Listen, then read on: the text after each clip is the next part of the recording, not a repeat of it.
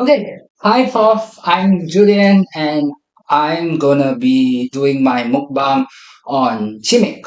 So before I start eating, I just want to talk briefly about why I chose chimik as my presentation subject. So as you can see here, I have chicken, fried chicken, and I have soju and mikju. And this is some sauce that I bought from the supermarket nearby. So for some background, chimik is to me a very apt metaphor for the Korean wave in a sense, and sort of links well to a lot of the concepts that we've discussed in class. So the word chimik itself is a portmanteau of the word chicken, which is the loan word from chicken, and mikju, which is the Korean word for beer. So that gives you chimik, right? And chimik itself is sort of a food that is reflective or epitomic of the K-pop. You know, it was popularized by K-pop. It was spread through the channels of K-pop.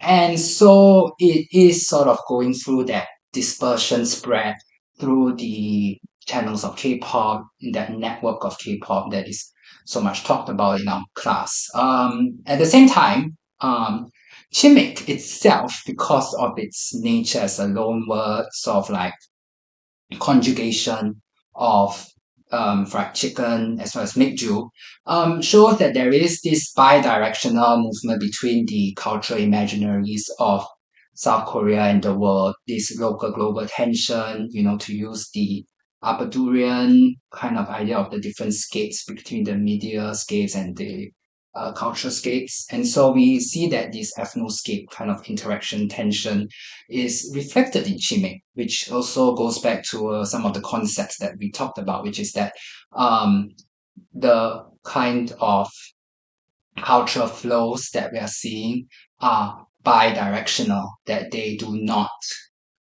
just reflect this K-pop showing the world images of Korean or what they think is Korean. So you see here that we have this very Korean kind of foods. You have mikju, soju, and chicken. But at the same time, we see this plurality or this kind of intermixing between the cultures. So on my chicken, there is a melted cheese, you know, which is like a Western cultural product.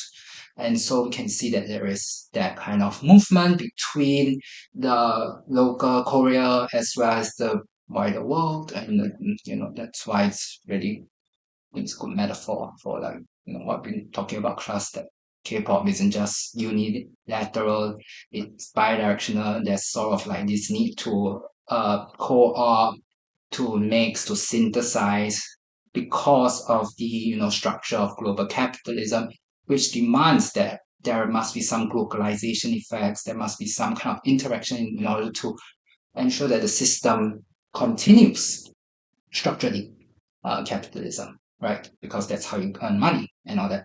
So now we'll start eating. Very excited, right? So we have chicken, and yeah, you can tell that I put a lot of chicken. So we'll start eating, right? So yeah.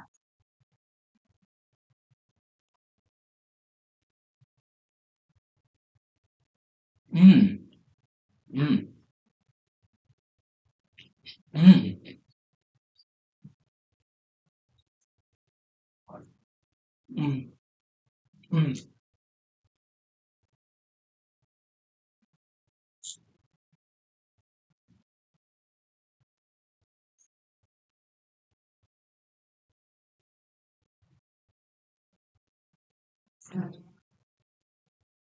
Yeah, so chicken is really nice. It's crispy, crunchy, hot, and the cheese really pairs well. So quite happy with that.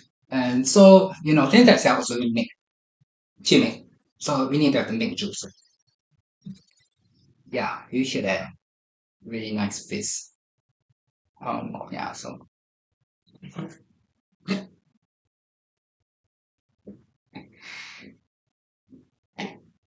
mm, that was good. Yeah.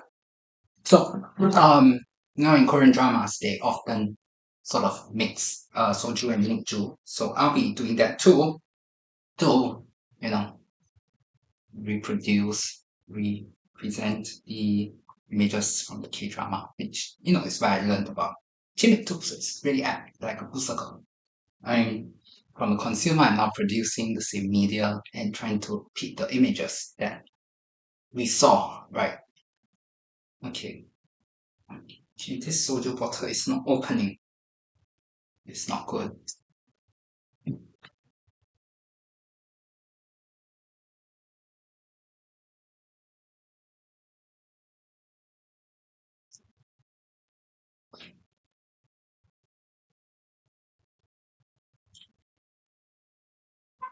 It is really addictive to eat. Right?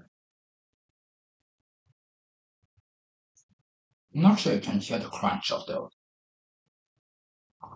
bones and everything, but it is really good. I'm actually quite kind of disappointed that the class didn't talk about Shimek because to me it's such a great topic.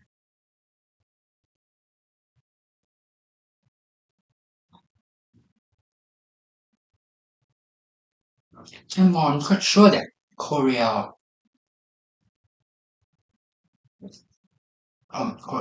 are not the only people in the whole world that have ever eaten with fried chicken. I'm pretty sure that it was the Koreans, the K-wave and everything, that really accelerated it into mainstream culture.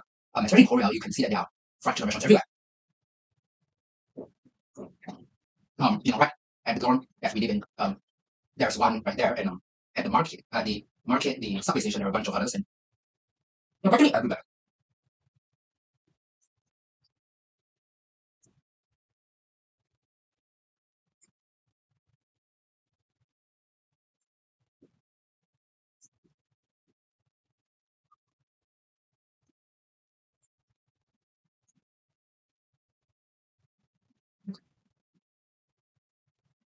I'm wondering about push like vote your trying to say that, but yeah, right.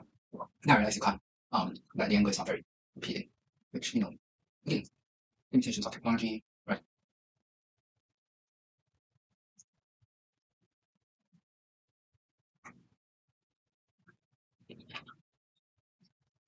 I'm also not very sure if I'm supposed to record me eating a whole chicken or like I'm supposed to go because this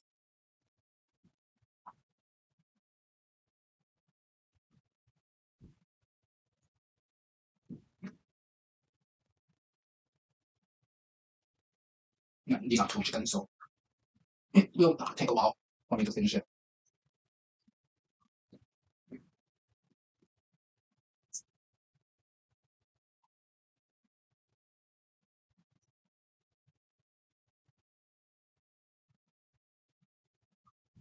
Imagine I want to make it more interactive rather than make it possible.